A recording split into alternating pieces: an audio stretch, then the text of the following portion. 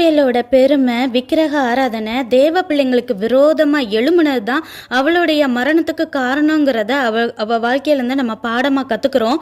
இதே போலதான் சிலர் குறுக்கு வழியில தங்களை உயர்த்திக்கிட்டு பூமியவே விலைக்கு வாங்கிட்ட மாதிரியும் எல்லாரும் கொத்தடிமைங்க மாதிரியும் பெருமையா நினைக்கிறவங்க இப்பயே நிறைய பேர் இருக்காங்க. தேவன் பெருமை உள்ளவங்களுக்கு எதிர்த்து நிற்கிறாருங்கிற வசனத்தின்படி இப்படி ஆடின நிறைய பேரோட பேர் கூட ஞாபகத்திலே இல்லாதபடிக்கு தேவன் பண்ணியிருக்கிறாரு அப்படிங்கிறத நம்ம புரிஞ்சுக்குவோம். அதே போல் தேவ பிள்ளைங்களுக்கு உதவி செய்யாததே பெரிய பாவம்தான்.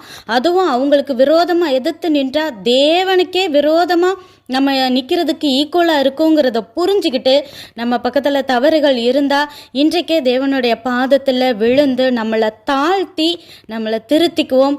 தேவன் ஒரு பக்கம் அன்புள்ளவர், நம்ம பாவங்களை மன்னிக்கிறவருங்கிறது உண்மைதான் ஒரு பக்கம். ஆனாலும் இன்னொரு பக்கம் அவர் நீதி உள்ளவருங்கிறத புரிஞ்சு தேவனுக்கு பயந்து கீழ்ப்படிந்து நடப்போம்.